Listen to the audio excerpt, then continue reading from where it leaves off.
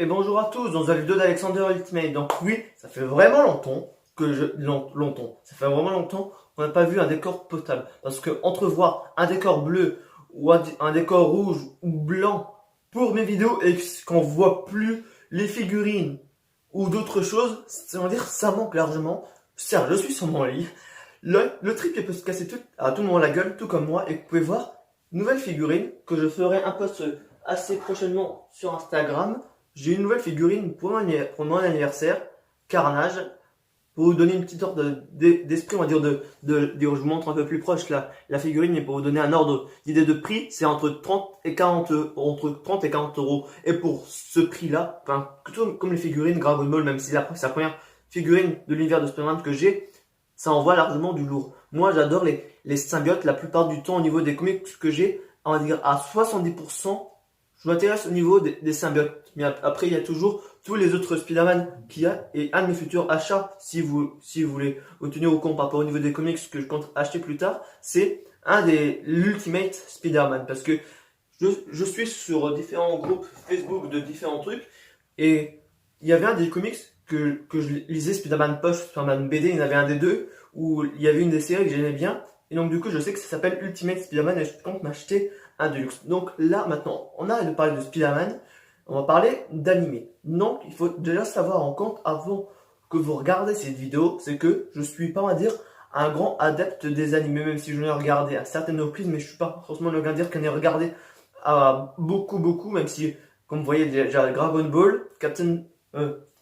Tsubasa, pardon, c'est un peu bizarre de faire ça comme ça, un peu comme les présentateurs météo. Alors ça, c'est à Lyon, ça, c'est à Marseille.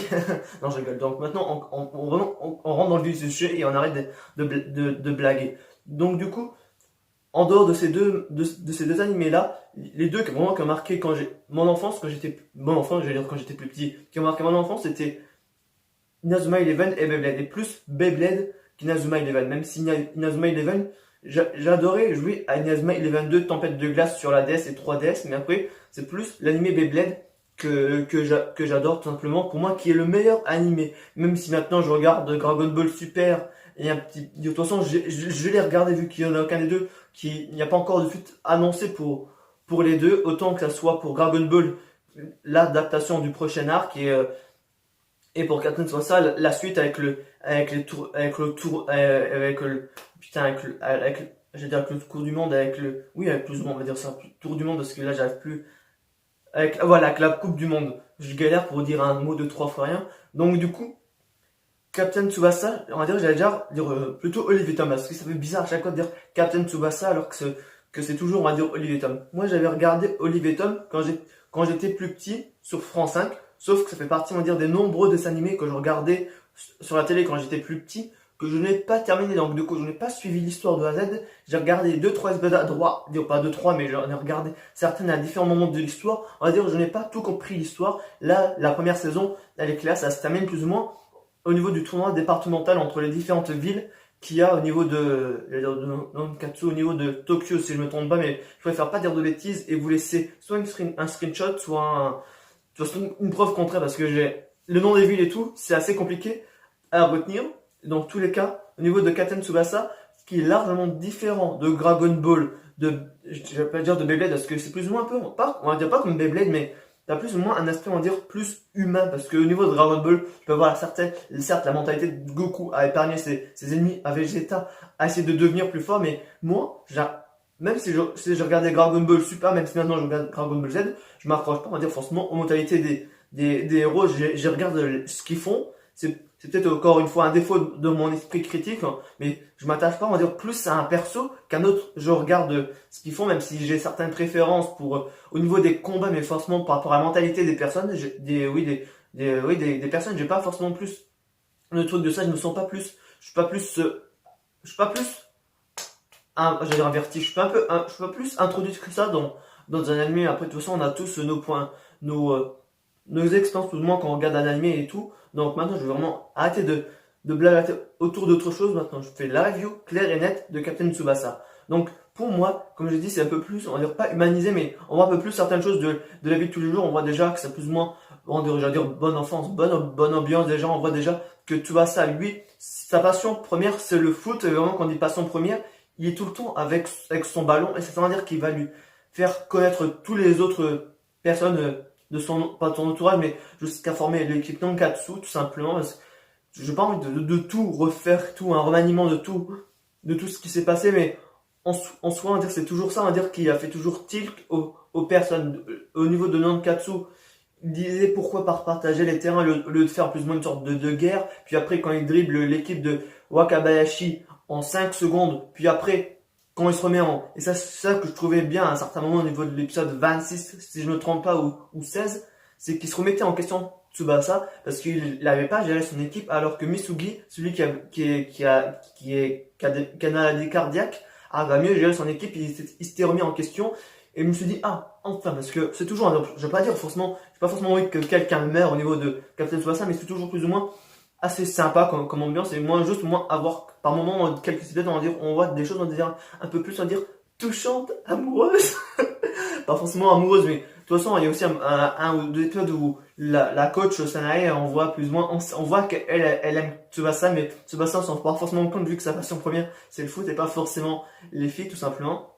Et quand j'ai dit encore des choses, on va dire plus ou moins qui sont graves au niveau de la deuxième, on va pas dire la deuxième saison parce que c'est peut-être plus ou moins, en fait, il y a deux parties parce que t'avais d'abord, en fait, il y avait deux tournois qui s'étaient faits à 3 ans d'écart. Lors du premier,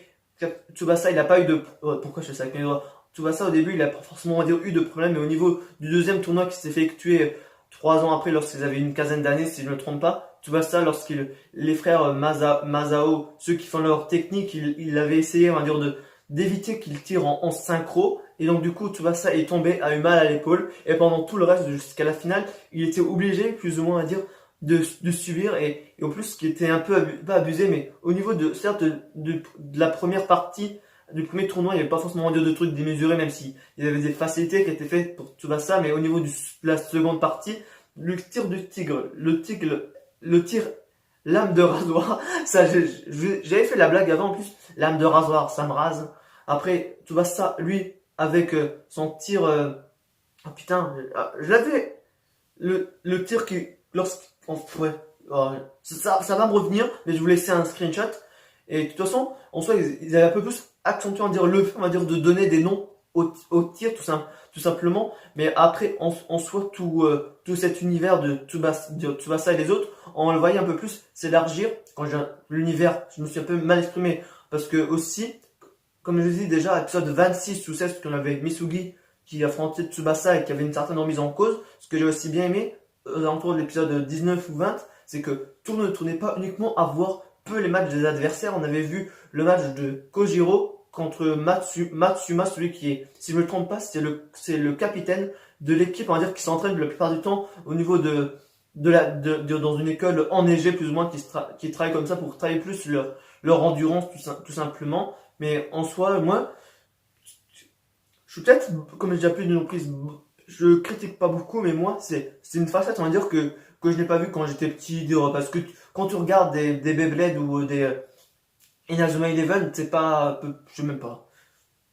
En fait, c'est quelque chose de nouveau, il n'y a pas quelque chose de nouveau, mais c'est quelque chose que j'aimais bien dans la façon de faire quand j'étais plus jeune, et revoir ça à l'heure actuelle,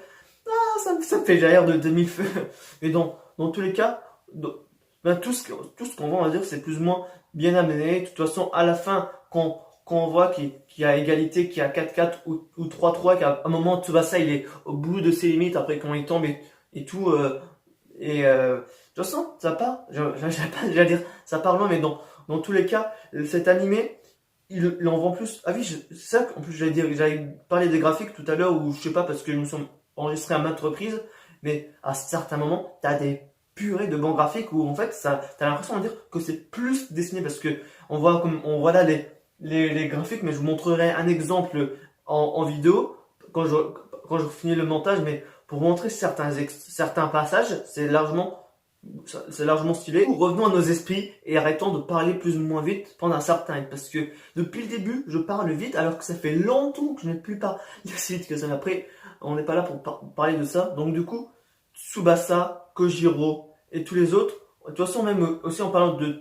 tous les autres, on voit aussi plus ou moins, on va dire, une sorte de détermination. Et ça, on va dire aussi qui est beau, c'est que même si les persos ont mal, qui doivent se dépasser pour être encore plus forts, on voit ça à maintes reprises.